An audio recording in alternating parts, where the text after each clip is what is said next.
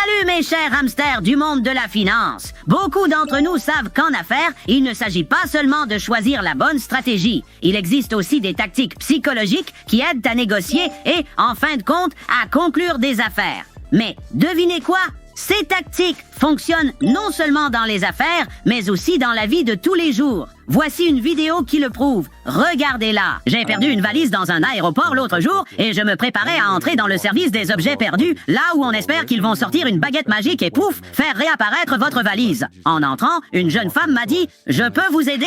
Et je lui ai répondu « J'ai besoin que vous agitiez une baguette magique. » Jamais je ne lui aurais dit ça si je n'avais pas été dans un moment un peu joueur. Elle a éclaté de rire et au final, elle m'a emmené jusqu'au carrousel, a grimpé carrément dessus, puis est descendu la rampe d'où sortent les bagages. Et je peux vous garantir qu'elle n'a pas le droit de faire ça. Et je n'ai jamais vu aucun de ses employés quitter leur bureau. D'habitude, ils disent « Voici un numéro, on vous appellera dans 24 heures. Elle arrivera peut-être chez vous. » Mais elle m'a dit « Attendez ici. » Elle a disparu dans les entrailles de l'aéroport. Et peu après, le carrousel a redémarré et ma valise a réapparu. Elle est ressortie par la porte, m'a tapé dans la main et dit « Alors ça, c'est ce que j'appelle agiter une baguette magique. » C'est fou ce qu'on peut obtenir des gens si on les aborde de la bonne manière. Quelle histoire touchante, n'est-ce pas? Mais elle est aussi porteuse d'une grande sagesse. Lorsque nous sommes polis avec les gens ou que nous les faisons rire, ils se sentent naturellement plus à l'aise avec nous. Et cela n'aide pas seulement à conclure des affaires ou à entretenir de bonnes relations. Cela fait aussi de nous des leaders solides qui savent comment motiver leur équipe.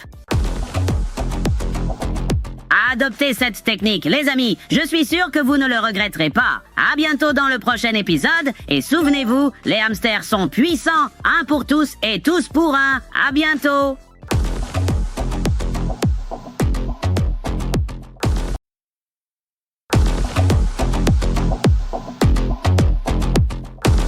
Salut les hamsters de la finance.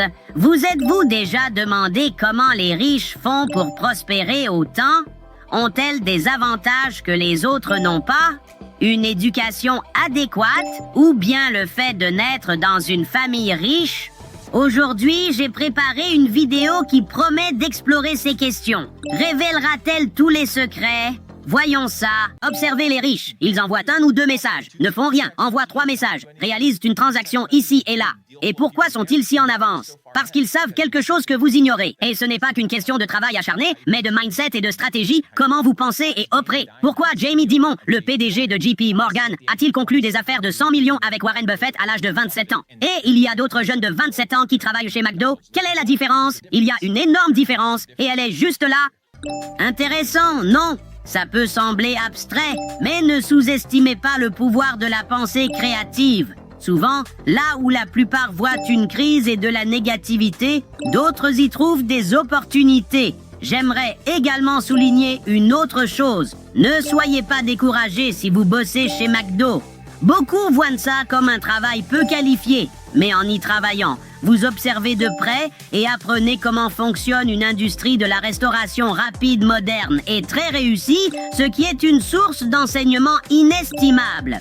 Alors, essayez de sortir des sentiers battus, trouvez toujours le positif en tout, et le succès ne sera jamais loin, les amis. Rendez-vous au prochain épisode et souvenez-vous, les hamsters sont puissants.